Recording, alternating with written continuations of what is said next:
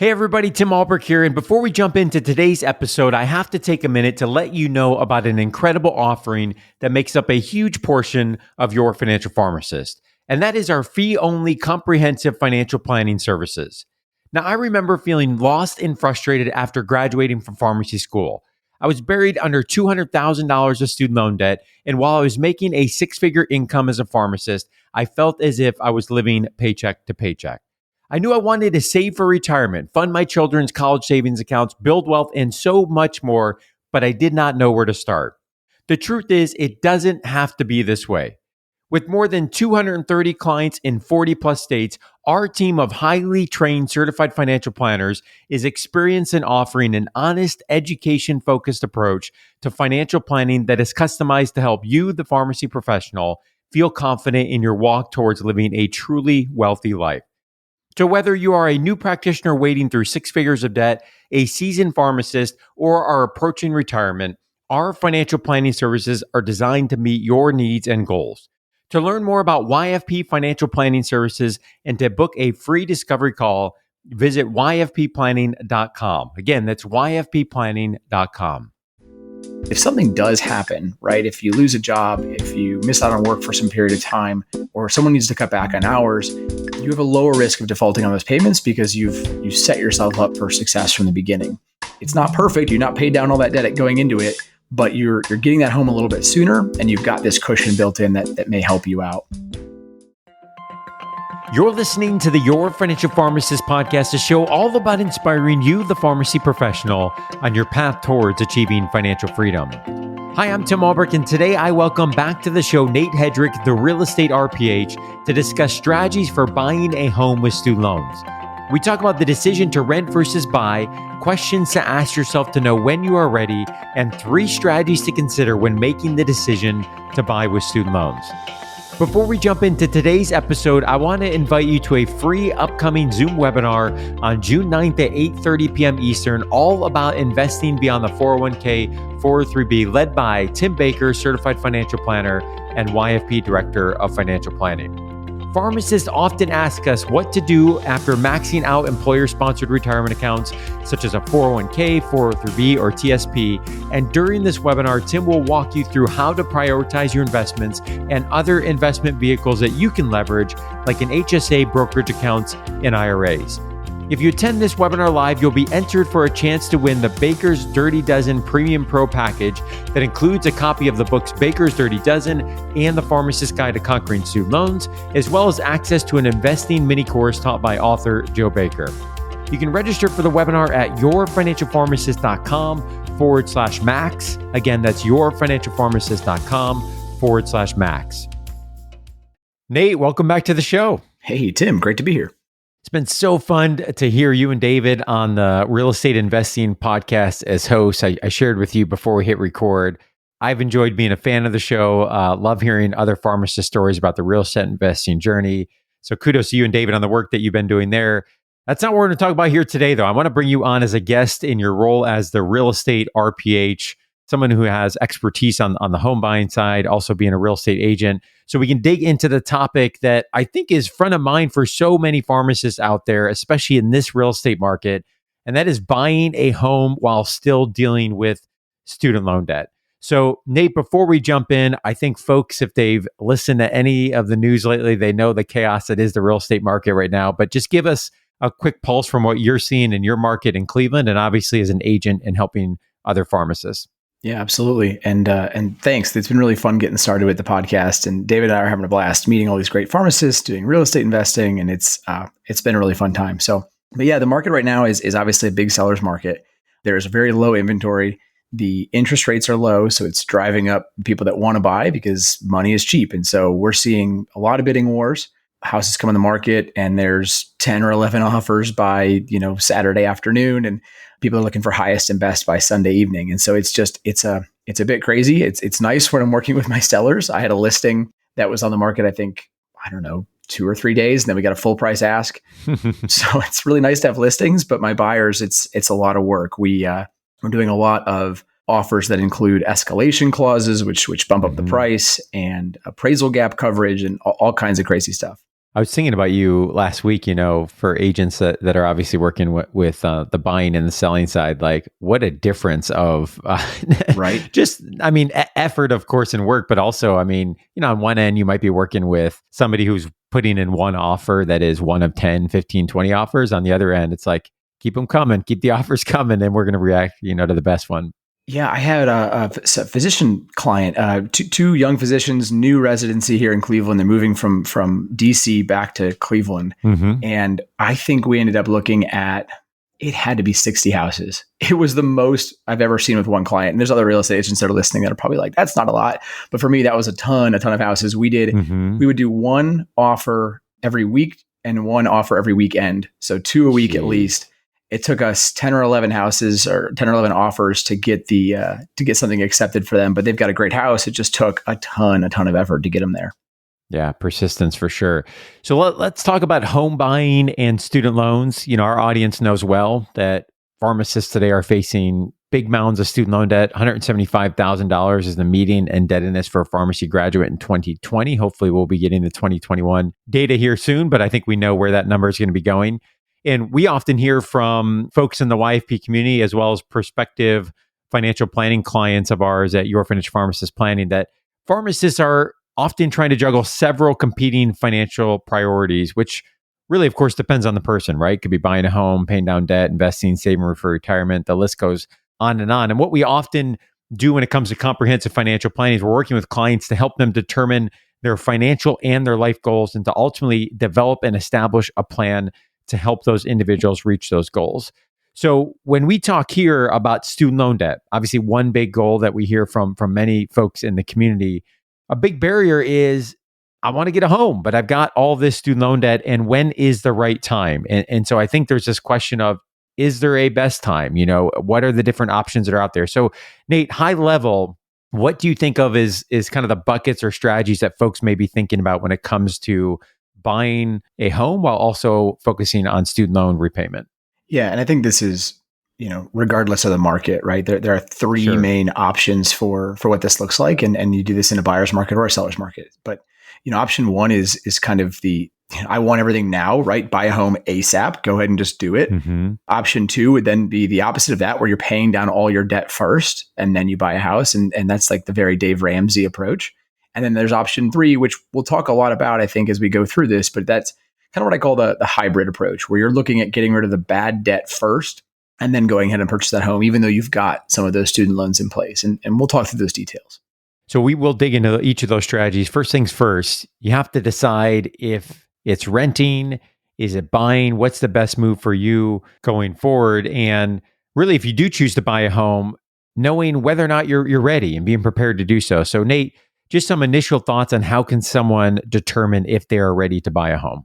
Yeah, absolutely. I think there are a lot of things you can do in advance to make sure that you are prepared for that process, and some questions you can kind of evaluate to determine, is it right for me to rent? Is it a good time for me to jump in and start buying? And again, how do my other finances fit in with that? So, for example, are your student loans at a point where they are causing you significant stress? That's just one easy to answer question, right? Are these driving me crazy?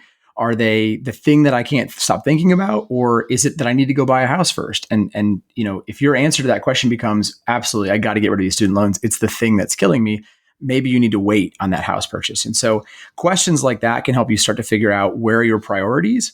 And then you can start looking at the actual financial pieces. For example, do I have an emergency fund? Mm-hmm. Am I contributing to my retirement fund on a regular basis, right? I would typically advise somebody to have those things in place first before going out and purchasing a home. There are advantages to buying that house early, but not in replacing your emergency fund or taking away from your retirement just so you can go do it. So those early financial questions, I think, are a really good place to start so that you know your priorities before deciding what strategy is right for you. Yeah, Nate, what I like about those questions, one thing I talk often about on the show, our audience has heard me on repeat say this, is really trying to avoid making any financial decision in a silo, right? Taking a step back and saying, what else is going on with the financial plan? And I think in this scenario, right, we're talking about home buying. We're in the spring of 2021. The market is in fuego. Like, you're talking to peers and friends and colleagues and others that are buying homes. It's all over the news. Interest rates are low. Like that puts the pressure perhaps on like, okay, got to buy, especially if folks are having that as an interest. And these questions, are my student loans and other debt causing significant stress? What about my emergency fund? Where am I at with my retirement funds? Where are the contributions there? How might this position to buy versus continuing to rent ultimately direct that? So really taking that step back, asking those questions, and also being fair that rent prices right now are also in fuego. So like this may not be necessarily just home prices are escalating, therefore it's best to stay put. But I think asking these questions to really try to evaluate it, as objectively as you can with the rest of your financial plan in consideration. So let's dig into those 3 strategies that you mentioned, Nate, when we're talking again here about paying off student loans while also looking at purchasing a home. You mentioned, number 1 is that I want it now, right? So ultimately, getting the home as soon as possible and really focusing on that. The second approach you mentioned is really more that Dave Ramsey type of approach of, okay, let's pay down all of the debt and then we'll even think about a home after that. And then the third you mentioned is more of a hybrid approach. So let's start with number 1, the I want it now, buy a home as soon as possible. So who is this strategy for? Talk to us more about some considerations around this strategy. Yeah. And so full disclosure, this was me about 7 years ago, right? We had come out of pharmacy school and residency and decided we wanted a house. We wanted space to call our own. We wanted space for our dog. We wanted, you name it. There were 10 reasons why emotionally we were ready to have a house. And so for us, it became, yes, all right, that's going to be the driving decision. We'll figure out the costs later. I don't care. We're going to buy a house. Mm-hmm. And so this strategy is really for those people that say, look, I am ready to jump in. I am comfortable with where my student loans are at, or comfortable enough that I can take on this other financial responsibility. And it's time for us to dive in and take a look at purchasing that actual house. Yeah, the other group I think about here too, Nate, without getting into the weeds of student loans, would be for those that are pursuing a forgiveness option, right? So whether it's PSLF, public service loan forgiveness, non-public service loan forgiveness, if you're hearing those terms for the first time or want any more information, check out any previous YFP episode. I think we've talked about them. But when I think about the strategy around forgiveness, now, granted, if that is the right move, which is a further conversation back to my point about not looking at things in a silo, if public service loan forgiveness or non-public service loan forgiveness is the path forward, typically the strategy is then, okay, what can we do to minimize payment, maximize forgiveness? Well, in that case, there might be additional cash flow, right? That's there on a month-by-month basis. That may not be the case if somebody's, let's say, in an aggressive repayment, either in the federal program or in the refinance. So great example where student loan strategy can really intersect here with the home buying discussion and decision as well. So advantages and risks. So as we talk about the strategy, Nate, buy a home as soon as possible. I want it now. What are some advantages? What are some potential disadvantages or risks? Yeah, I think most of the advantages here are emotional, right? I think they're kind of obvious from that standpoint. You get the house, you get to become a landlord right away. But there are a couple of financial advantages as well. One is that you build that equity and that credit right away. I mean, if you had been in my shoes 7 years ago and now where the housing market is today, right? Our house has gone up tremendously in value just sitting here and enjoying it. So there is some advantage to that. You've got tax advantages as well. You get to pay down or at least deduct in some capacity your mortgage interest and some of your property taxes in some cases. So there are definite financial advantages, but I think in this strategy, most of the advantage side is leaning toward the emotional aspects. And then on the risks, so the disadvantages, I guess, obviously there's less flexibility built in. Renting is great because you have that flexibility if your job changes or if you want to go to a different location. And there's higher upfront costs from doing it this way. Obviously, you've got a lot more debt load, a lot more debt to income ratio is being increased by doing this. So, from a financial aspect, it's a bit more tricky for sure. Yeah, and I think I've talked about this on the show before when we had a discussion on renting versus buying. We'll link to that in the previous episode in the show notes, but don't forget about all the other costs, right? We've talked about this on other episodes before, all the other costs that come along with the home purchase, not necessarily just doing a rent payment comparison against what would it be with mortgage. Obviously, you've got taxes, you've got insurance, you've got, things that you need to furnish the home, take care of the house, et cetera, other costs that can be a significant factor. So strategy number 2, get rid of all the debt, then buy a home. Now, I know folks are going to hear this, Nate, because I too is in bucket number 1, right? So I'm with you there. Folks that are looking at $175,000, $250,000 of debt, seriously, wait until I have all that paid off. I mean, some may, as we've had featured on the show before, some might be able to knock that out in 2, 3, 4 years, very aggressive, but many folks are looking at a 10, 15, 20-year repayment. So where does this strategy fall? What might this be an opportunity for some folks to consider when we talk about getting rid of all of your loans and then buying a home? Yeah, I definitely think this plays into someone who might have a smaller debt load than the average pharmacist. Mm-hmm. And by smaller, you could still be talking about 60, 70, $80,000, but something that you could tackle in 1 or 2 years if you really were aggressive with it. I think you're right. The typical pharmacist, or even the typical pharmacist couple in some cases, where you're coming out with $300,000 together in debt, like it may not be possible to choose this strategy and still make financial sense. But there are plenty that do it. I mean, take a look at Tim Church's story, right? He went out and him and his wife really focused every dollar on getting rid of that debt first. And again, because it was a major pain point for them, they said, I hate this debt. And the idea of taking on more makes me sick to my stomach. I can't do it. So if you're one of those people, this might be the right call for you. Yeah, and I think that's a good reminder, Nate, of like really being true to how you emotionally feel. Here we're talking about how you emotionally feel about debt, but also could be about how you emotionally feel about other parts of the financial plan, and not necessarily just what someone else is doing or what else you have read, but really being true to how do you feel about that. And in this case, an obvious advantage would be if you just hate the idea that student loan debt and you can really aggressively pay that off, then obviously the advantage being you're going to have a lot of relief from having no other debt and be able to move into that home in a very confident financial position. So that, of course, is one advantage. What are some other advantages that you think about with this strategy, as well as some disadvantages or risks? Yeah, from the advantage side, I definitely think that you have more flexibility once you get there, right? All of the advantages are kind of once you get there, but you have that more flexibility in your budget when you're ready to buy a home.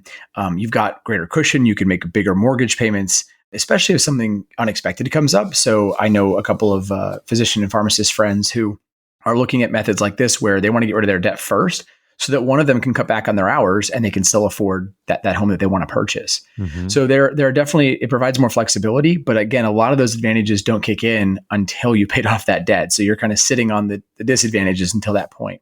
And so again, obviously the risks there are, it could take you several years to get there and you're not building any equity in that time. And so you could miss out on significant market appreciation. You also could miss out on locking in these great interest rates that we're having right now. I mean, we are talking about truly, truly historic lows. Yeah. They've come up a little bit in the last couple of months as buying interest has increased. But I mean, truthfully, you cannot get interest rates much lower than they are right now. And so you might miss out on that if it takes you 2 or 3 more years to get access. And then, of course, there are very few advantages for income earners like ourselves in terms of tax implications, but getting a mortgage is one. And so you miss out on that small advantage as well. I think interest rates, is an interesting conversation, especially for those that are, new graduates that are looking for a home, or recent graduates.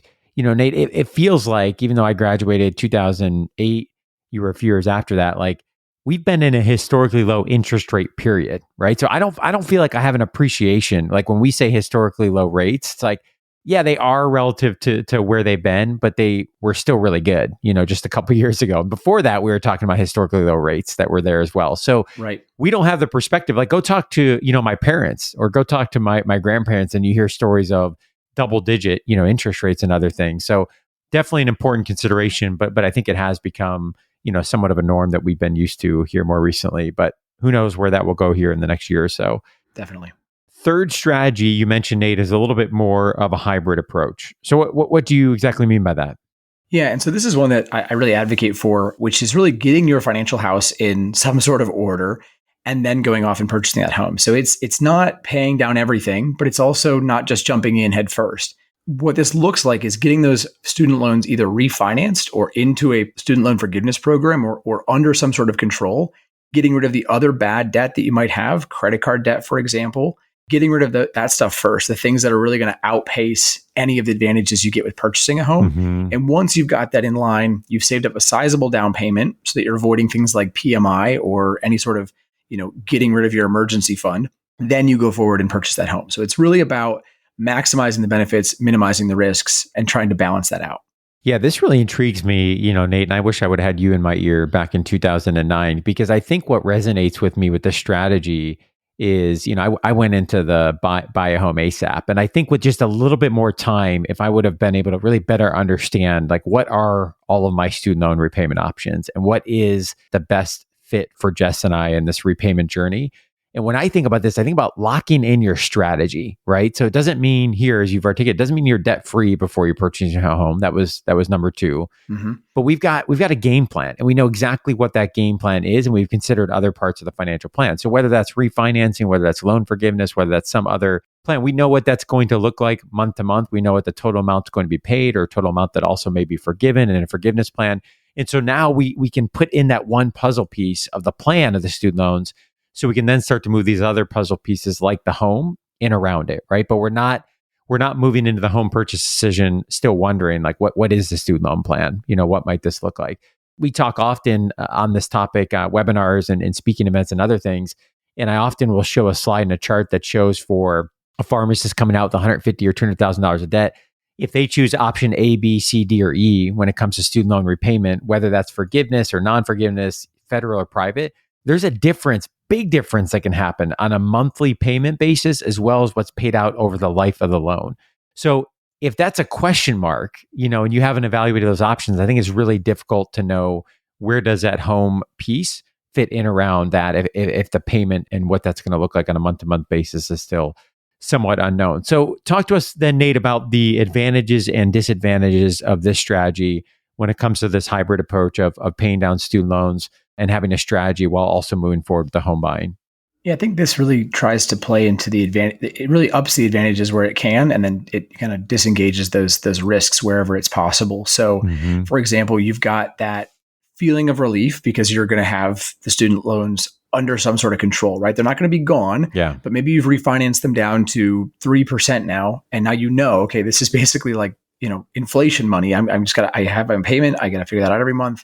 And then I can stack things on top of that. It also helps because you're hopefully going to be taking on less overall debt, especially if you've taken the time to build up that down payment, that emergency fund, and maybe you're paying off things like, or you're getting enough down payment that you're going to avoid PMI, or using a pharmacist home loan product to avoid PMI.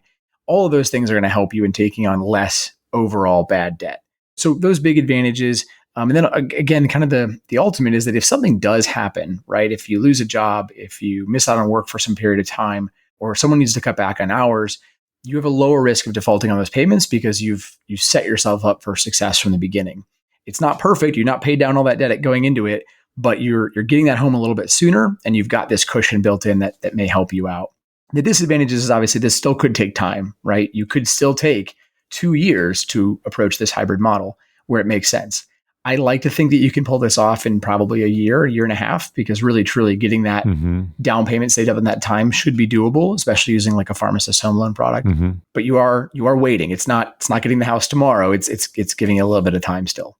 Great stuff. And for those that heard the three strategies in the discussion we've had here today and want a refresher without going back and hitting replay on this episode, Nate has put this into a blog post, 3 strategies for buying a house with student loans. That's available at yourfinancialpharmacist.com on the YFP blog, and we'll link to that in the show notes. Nate, I want to spend a few minutes and talk about the real estate RPH concierge service that we offer to the YFP community, because I think that many folks that are listening to this are probably somewhere in the stages of home buying, whether that's hey, I'm out there looking right now, or I'm going to get started. Maybe it's 3 months out, 6 months out, whatever be the case. But we know how important it is to have an agent that understands your situation and really ultimately has your best interests in mind. And we've got the advantage of having you, Nate, as someone who both understands the pharmacist, is a real estate agent, has gone through this process of student loan repayment and making a decision to buy a home. And I think that perspective can be incredibly valuable to other pharmacists that are in the home buying decision-making process. So Nate, tell us about exactly what is the real estate concierge service and what folks can expect as they go throughout that. Yeah, so this goes back to when I bought my first house, and it came time to get myself an agent, right? I knew I was a buyer. I knew that getting an agent was basically free, but that's about all I knew, right? I knew that I should go find one. And so I started asking my friends, and someone said, oh yeah, here, use this person.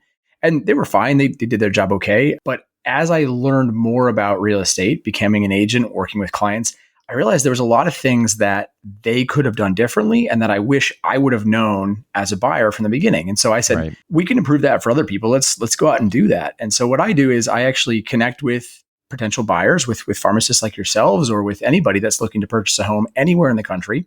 We do a 30-minute planning call. It usually doesn't take that long, but I at least set aside that 30 minutes to answer questions, go through the home buying process with you so that you can fully understand it, ask any questions that you have about it. And then once we had that conversation, I go out and I find you a great real estate agent. And sometimes it's somebody we've already worked with. We've helped over 30 pharmacists close on houses at this point, which is pretty fun. And it might be somebody we've already worked with in the past, or it might be somebody that we simply know from interviewing them. And so I'll go out and I'll interview agents, try to match up someone who I think is going to be a really good fit for you. And then we get you connected and you get off to the races with this great personally vetted agent. The other cool thing is that I don't leave once that connection takes place. I get to be still a part of your team. And so if you need a second opinion, if you just want to bounce ideas off of me, somebody that isn't your agent, but is an agent, you can come right back to me, sign up for another call, send me some emails. It just gives you that person in your back pocket that knows and understands this process to really help you out. And so it's been a great tool for our pharmacists to tap into and our community to tap into. And we've had a lot of success over the last year or so. Yeah, that's great, Nate. And for our community, this really initiated, I think, in part because of really the value that I see Nate brings to the community, his expertise in this area. We've known each other for, I think, the better part of a decade now. Yep. I realize that this topic of home buying is something that, close behind student loans and some others is really top of mind for our community. And going through this process firsthand, a couple times, know how important it is to have a good agent that is in your corner. So especially in this market, yes. Having somebody that's going to be able to fight for you and understand what kind of things are going to get the deals done. If you're a buyer, that is so essential right now. I've seen tons of people that just get frustrated because the agent they're working with isn't helping them along or not explaining it to them well enough. And then they just say, you know what, forget it. I'm just going to rent for another year. I'll figure it out later. But a lot of the agents that we work with, they understand this market. They work in it every single day and they're able to navigate it for you and help you actually achieve that home buying process. Yeah, and full disclosure, as Nate mentioned, service is completely free to you as the buyer. If you work with an agent within the network that is referred, end up closing on a property, then that agent pays a small commission back to Nate. So that's full transparency of how the process works. Obviously, having Nate in your corner can be a valuable resource. We know that home buying is an exciting experience, can also be overwhelming at times. You've got finding agent, financing, searching for the place, this market, as you mentioned, Nate. And so that's really the value I think that can be brought through the concierge service and working with Nate. So for those that are interested, yourfinancialpharmacist.com, top of the page, you'll see buy or refi a home. Then you can click on find an agent. That'll get you connected to getting some time on Nate's calendar. And we'll also link to that directly in the show notes. Nate, as always, appreciate you taking the time, appreciate your expertise, and looking forward to having you back on the show in the future. Yeah, thanks for having me. We'll talk again soon, I'm sure.